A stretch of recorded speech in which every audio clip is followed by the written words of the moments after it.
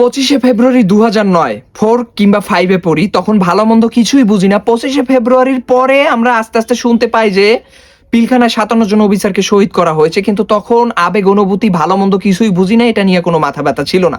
কিন্তু যখন এই কিশোর কালটা পার করে যুবকে যখন পা রাখলাম, তখন বুঝতে পারলাম আমার দেশের কত বড় ক্ষতি হয়েছে এবং এই ক্ষতিটা কার সময় হয়েছে। শেখ হাসিনা ক্ষমতায় বসার 50 দিনের মাথায় এইরকম একটা জঘন্য ঘটনা ঘটেছে, এবং এখন জানতে পারলাম বা আরো আগেই বুঝতে পেরেছি এই ঘটনাটা ইন্ডিয়ার প্রেসক্রিপশনে হয়েছে। এই ঘটনার পিছনে একদম ওতপ্রোতভাবে ইন্ডিয়া জড়িত ছিল। একটা জিনিস খেয়াল করেন, একটা স্বাধীন রাষ্ট্রের ভিতরে বৈশা 57 জন সেনা অফিসার একদিনে নাই, শেষ।